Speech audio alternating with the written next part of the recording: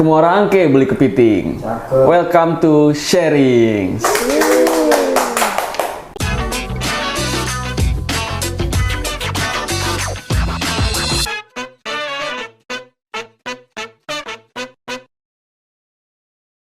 Halo Ins People, kembali lagi di Sharings. Pernah nggak Ins People cari tahu atau bertanya-tanya bagaimana perusahaan besar mengambil keputusan di tengah data yang begitu banyak? Nah, seringkali jawabannya ada pada profesi yang di balik layar. Di episode kali ini, saya Hadi Prasetyo akan mengajak Ins People menyelami dunia data analis.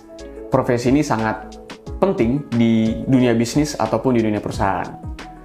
Dan saya nggak sendiri, saya akan ditemani dengan ahli sebagai data analis ya. Di sini sudah ada Mbak Dian dari Inixindo. Oke, halo Mbak Dian. Halo Mas Hadi. Halo Ins People. Nah, Mbak Dian, kan tadi aku sempat nyinggung nih, kalau perusahaan besar itu, kalau mengambil keputusan itu wajib berdasarkan data. Betul. Tapi pastinya kan perusahaan itu memiliki data yang banyak banget nih. Nah, mereka tuh gimana sih prosesnya tuh dan bagaimana data-data itu tuh bisa penting banget untuk diolah gitu. Terus siapa nih yang profesi di balik mengolah data ini siapa nih? Gitu. Kalau misalnya kayak sebuah perusahaan gitu, kenapa sih data itu penting ya untuk mereka? Betul. Jadi karena di setiap perusahaan itu kan mereka pasti ada yang namanya strategi dan perencanaan ya. Dimana setiap strategi itu mereka lakukan atau mereka jalankan, itu harus ada landasannya. Dan landasannya itu harus berdasarkan fakta gitu. Oke. Nah, gimana cara kita nemu landasan itu? Nah, itu dari data-data yang sudah kita miliki. Gitu. Sedangkan di setiap perusahaan itu kan data banyak banget. Kita ambil salah satu contoh, misal perusahaannya itu perusahaan bisnis gitu. Dia melakukan penjualan, misal dalam sehari itu ada 1000 penjualan kayak gitu. Nah, kita bisa bayangkan sebanyak apa, misal dalam 1 bulan aja, itu udah berapa puluh ribu data yang mereka punya gitu. Kemudian kalau misalnya kita langsung ambil dari data itu, atau bahasanya data mentah itu tadi ya, itu kan kita nggak bisa dapat informasi apa-apa. Nggak bisa dibaca ya? Nggak bisa dibaca, betul.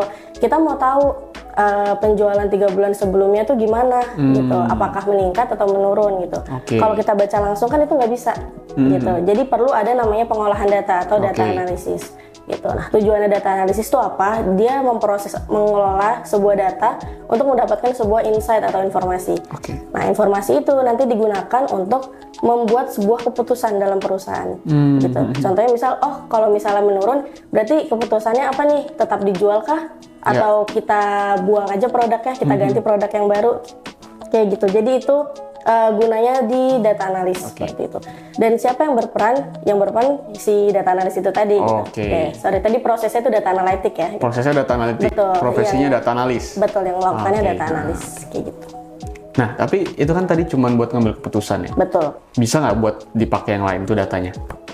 Bisa sih, karena kan untuk informasi atau insight itu bisa kita gunakan untuk apa aja ya. Nggak cuma untuk buat keputusan, misal kita mau evaluasi juga, kan kita juga bisa pakai data itu. Untuk meningkatkan bisnis, itu juga bisa. Bahkan dari, kalau yang ku baca ya, itu dari perusahaan McKinsey itu menyebutkan bahwa kalau proses analisis data itu, dia bisa meningkatkan profit margin itu 3% sampai 8%. Dari data-data itu tuh? Dari proses analisis data. Dan itu cukup besar sih. 3-8% itu. Tuh, jadi keputusan yang lebih bagus ya? Betul. Tapi kalau misalnya, tadi kita ngomongin proses, biasanya tuh ada toolsnya nggak sih? Atau apa Mbak Dian pakai tools yang khususnya? Atau satu doang atau banyak gitu? Buat ngolah data itu ya? Kalau misalnya data analis sendiri, apalagi yang sudah di perusahaan-perusahaan besar gitu ya, itu biasanya mereka pakai beberapa tools dikombinasikan gitu. Karena kan kalau misalnya pakai satu tools aja itu pasti terbatas ya gitu. Betul. Dan setiap tools itu pasti punya keunggulannya masing-masing. Ada yang dia unggul untuk analisis, tapi dia nggak cocok untuk visualisasi. Ada yang dia cocok untuk visualisasi, tapi untuk analisisnya kurang. Jadi di situ kita harus kombinasi gitu. Misal kalau untuk dasar aja, Excel aja udah cukup gitu. Udah bisa tuh ya? Udah bisa kalau misalnya memang kita butuhnya analisis dasar-dasar aja. Tapi kalau misalnya yang lebih advance lagi, kita mau pakai sumber data yang lebih besar lagi, berarti kita kan harus pakai entah SQL, Big Data, kemudian kita kombinasi dengan Python gitu. Nah, kemudian masuk di tahap terakhir atau tujuannya dari si data analis, itu kan visualisasi. Nah, baru toolsnya ganti lagi gitu. Ada 2 tools, ada si Power BI dan Tableau. Cuma kalau misalnya yang untuk cocok untuk pemula dan dia cukup mudah digunakan menurut saya, itu si Power BI itu tadi. Oke, Mbak Dian juga lebih sering pakai Power BI nih? Lumayan, cukup sering. Lebih sering lah ya? Iya. Kalau mau visualisasi data? Kalau untuk visualisasi data, ya lebih sering pakai Power BI. Tapi kalau misalnya dari berbagai tools yang tadi Mbak kasih tahu tuh, yang paling efisien itu kan Power BI. Betul. Tapi ada nggak sih requirement gitu ya buat X people di sana yang kalau misalnya mau belajar Power BI, mereka tuh harus punya latar belakang IT kah, atau mereka ini kan ada nih mungkin yang baru mau belajar, atau mungkin ya udah ada banyak juga sih yang udah jago gitu ya. Ya kalau orang yang baru mau belajar, mereka harus punya nggak nih latar belakang IT, atau mereka harus ngerti statistik lah atau data gitu? Apa cuman dia ada data mentah gitu kan? Cuman aku coba deh pakai Power BI terus belajar gitu. Oke, itu bisa banget. Bisa ya? Ya. Jadi kalau si Power BI dia kan udah graphic user interface ya. Jadi dia nggak pakai coding. Kita juga nggak perlu paham bahasa pemrograman gitu juga kan. Jadi si Power BI ini cocok untuk pemula dan tampilannya pun dia mirip sama Excel gitu. Sedangkan Excel aja kan orang umum pasti udah pernah lihat lah gitu. Betul. Dan sedikit banyak udah bisa pakai Excel. Nah, kalau udah bisa Excel, kemungkinan besar juga pasti bisa untuk mulai belajar pakai si Power BI karena dia gampang banget sih. Oke. Di Power BI itu fiturnya banyak nggak? Cukup banyak. Cukup banyak. Lebih banyak daripada Excel nggak? Kalau misalnya kayak tadi ya, si Power BI kan memang dia khususnya atau diutamakan untuk visualisasi. Jadi fiturnya lebih banyak di visualisasi. Kalau fiturnya banyak, ada nggak fitur yang apa ya? Mungkin jarang orang pakai atau orang tuh nggak ngeh kali ya. Tapi berguna banget nih, bermanfaat banget sekalinya dipakai. Kita bisa mungkin ya, yang tadinya kita nggak dapat keputusan, kita pakai fitur itu jadi dapat keputusan. Ada beberapa fitur. Kalau misalnya tadi data analis kan dia tujuannya visualisasi ya. Jadi outputnya itu biasanya dashboard gitu. Dashboard informasi. Biasanya di perusahaan besar mereka udah punya dashboardnya masing-masing. Nah itu yang ngelola si data analis itu tadi gitu. Nah fitur apa yang biasa di Power BI yang orang tuh jarang pakai mungkin ya? Itu ada bookmark plus button. Jadi kalau misalnya di dashboard itu tadi kita bisa, kan ada beberapa halaman tuh biasanya dashboard, nggak cuma satu halaman aja kan. Misal kita bikin 3 halaman. Nah fungsinya si bookmark ini adalah untuk navigasi. Jadi ketika nanti si data analis menyampaikan informasi itu, menceritakan apa yang sudah dia dapat dari sebuah data, nah si bookmark atau navigasi ini dia membantu supaya tampilannya atau visualisasinya itu lebih interaktif kayak gitu. Yang kedua tuh ada juga namanya tooltip. Nah, tooltip itu biasanya kalau Mas Adi pernah nggak lihat grafik terus pas kita ngarahin kursornya ke grafik itu dia muncul informasi kecil. Nah kayak gitu. Biasanya kalau beberapa orang atau mungkin yang baru pakai ya, itu biasanya nggak dicek dulu bener atau enggak yang ditampilin. Gitu. Itu bisa diklik kan? Bisa diklik gitu. Jadi waktu kita nggak diklik sih, lebih ke kita ngarahin aja ke grafiknya, dia akan muncul kayak pop up gitu. Nah pop up misalnya kita arahin ke tahun 2016, muncul pop up cuma total penjualannya gitu. Nah terus di Power BI itu ada fitur atau tools yang kita bisa gunakan untuk edit tooltip itu. Jadi misal datanya atau informasinya bukan itu yang mau kita tampilin, kita mau nampilin yang lain. Misal di grafik tahun 2016, kita mau ketika kita arahkan kursor ke situ, dia tooltipnya tuh munculin grafik penjualan per bulan di tahun itu. Bisa pakai munculin grafiknya tuh? Betul, jadi grafik utamanya yang besar itu nggak perlu diklik ya? Nggak perlu diklik, jadi kita arahin kursornya ke sana, nanti tooltipnya akan munculin grafik kecil lagi. Wah, gitu. Lebih enak ya, lebih cepat gitu. Jadi kayak kita nyari data tuh cepet, lebih enak. Nah kalau tadi ngomongin apa sih namanya tools ya, apa fiturnya gitu ya. Nah kalau misalnya di Power BI itu bisa ngebuat report nggak? Atau gimana sih seorang data analis itu mengetahui visualisasi yang mana yang efektif gitu? Nah apakah ada prinsip tertentu gitu? Kalau membuat report pasti ya, karena kan memang tujuannya itu. Dan gimana caranya supaya kita bisa memberikan visualisasi yang baik gitu. Itu bukan hanya mudah dipahami oleh si data analisnya. Kalau misalnya data analis kan biasa memang dia sudah punya latar belakang di IT atau di statistika. Jadi kadang itu grafik yang dipahami sama data analis itu nggak bisa dipahami sama audiens. Apalagi untuk yang beda latar belakang gitu. Misal si audiens bukan dari statistik atau bukan dari IT, nah dia akan beda pandangan sama kita. Harus menyesuaikan gitu. Berarti ya? Betul. Jadi yang pertama harus dilihat siapa audiens kita, siapa yang akan menerima informasi itu tadi gitu. Yang kedua, grafik yang kita pakai itu sesuai nggak sama informasi yang mau kita sampaikan gitu.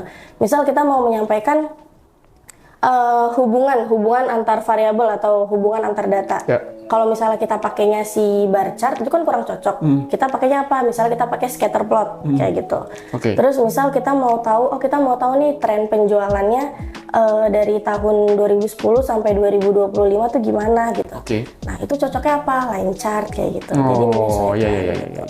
Penggunaan warna juga, kemudian ngaruh ya? Ngaruh karena kan manusia itu visualisasi ya, banget, gitu, visual banget kan gitu. Jadi kadang kalau kita lihat sesuatu, misalnya nih saya nampilin grafik nih ke Mas Hadi, dan saya ngasih warnanya ya udah pokoknya warnanya jadi satu hijau semua. Cara saya baca sama Mas Hadi baca itu pasti akan beda. Betul. Bisa jadi saya baca dari yang grafiknya paling tinggi, tapi bisa aja Mas Hadi bacanya dari grafik yang paling kecil. Iya kayak betul gitu. lagi. Nah itu kan beda.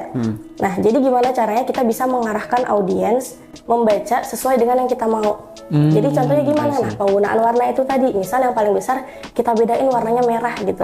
Nah otomatis saya akan langsung lihat ke warna yang paling beda. Merah. Mas Hadi juga sama. Kok merah sendiri? Kenapa? Iya. Oke. Itu penggunaan warna. Itu penting ya, berarti ya? Penting banget. Wah, itu sangat-sangat membantu ya. Jadi karena manusia tuh nggak bisa ya, paling males lah ngebaca cuma tulisan gitu ya. Kalau udah ada visualisasi datanya lebih cepet gitu. Ini yang paling besar datanya, atau nggak kayak pakai pie chart gitu kan bisa kan? Itu lebih enak tuh. Jadi kalau misalnya mau memberikan data atau insert data jadi lebih gampang membacanya. Tapi kalau misalnya Power BI ini sangat efisien gitu ya. Kira-kira ini cocoknya dipakai sama perusahaan besar atau perusahaan yang kecil gitu? Atau mereka ya wajib gitu? Sebenarnya wajib enggak, wajib. Karena kan apalagi kalau sekarang kan udah perkembangan, jadi sebenarnya udah banyak juga tools lainnya gitu. Tapi rekomen lah. Rekomen dong, tapi buat ada rekomen. Jadi kalau misalnya Power BI ini cukup rekomen banget sih ya untuk perusahaan. Nggak cuma perusahaan besar, tapi perusahaan kecil juga gitu. Kalau misalnya untuk perusahaan besar pun ya sudah banyak juga yang pakai si Power BI ini karena kemudahannya itu tadi kan gitu. Dan ya apalagi untuk yang kecil lebih cocok lagi. Udah berapa banyak perusahaan besar ini? Kalau misalnya untuk perusahaan besar itu, kalau yang saya baca dari dokumentasinya itu sekitar 65.000 lebih perusahaan. Wow, perusahaan besar itu? Betul. Wah, udah banyak banget yang pakai ya? Betul. Ya, harusnya bisa jadi standarisasi itu buat dipakai tuh. Bisa kali ya? Bisa dong. Oke, tadi kan kita sempat Mbak Dian sempat mention tuh visualisasi data tuh kan banyak banget tuh tipenya. Yang paling sering Mbak Dian pakai yang mana? Favoritnya gitu? Apanya nih? Visualisasi datanya.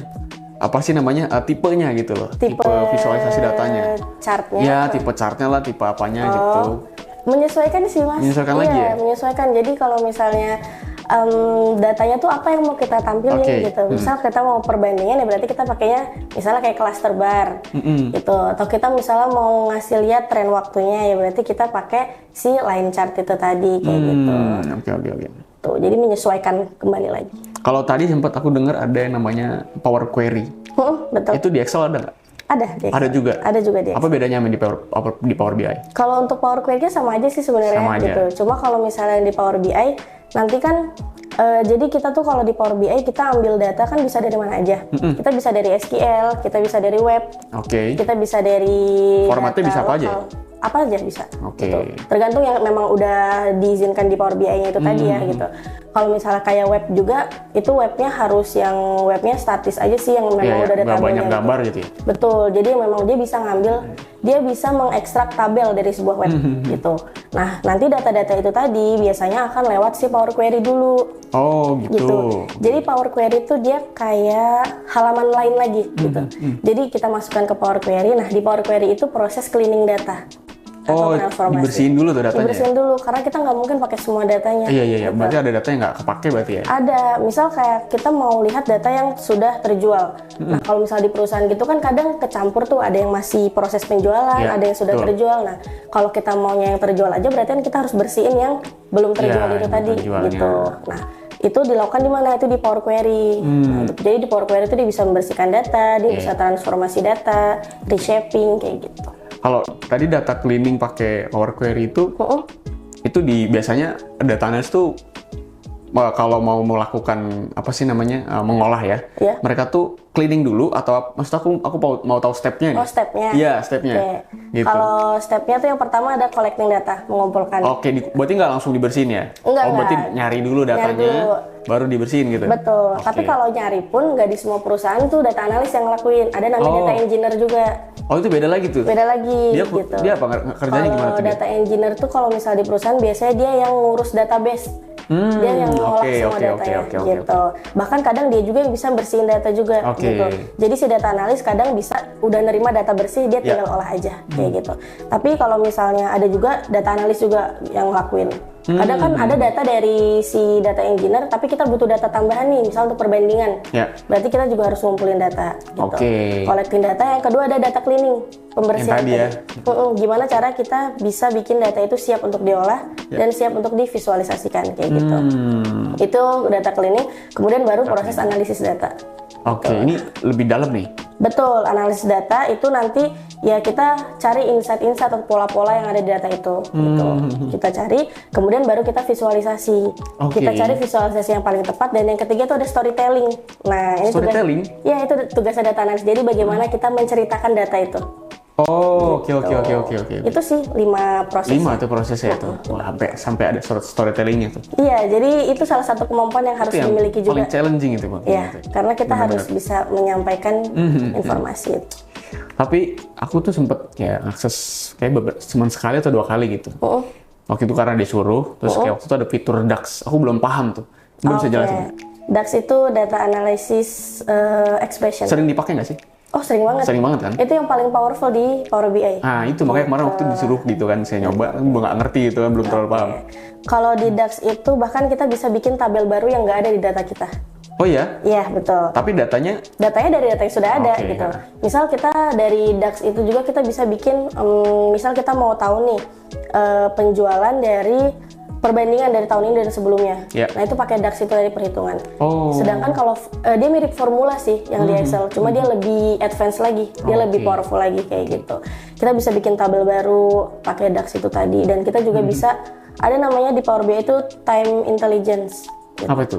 Jadi kita bikin tabel waktu, tabel data waktu, dan kita bisa olah pakai DAX itu tadi. Oke.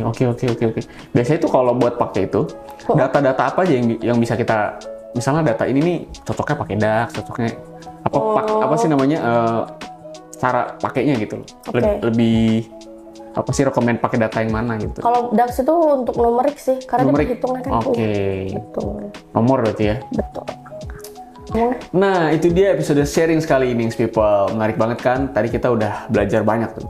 Dari mulai yang cara memvisualisasi datanya, fiturnya apa saja, terus rekomen nggak buat perusahaan kecil atau perusahaan besar, bahkan buat pemula tuh sangat rekomen ya, Mbak Dian ya. Betul. Dan menurutku wajib sih untuk pakai tools ini, karena untuk sebagai data analis pastinya akan jadi lebih efisien dan perusahaan juga cepat untuk mengambil keputusan yang tepat. So, buat Inks people yang tertarik untuk mengikuti pelatihan Design and Manage Analytics Solution using Power BI, langsung aja kunjungi website kita di www.inixindo.id. Segitu aja episode kita kali ini. Jangan lupa like, comment, share, and subscribe YouTube Inixindo. Bersama Inixindo, continuous learning, keep up to date.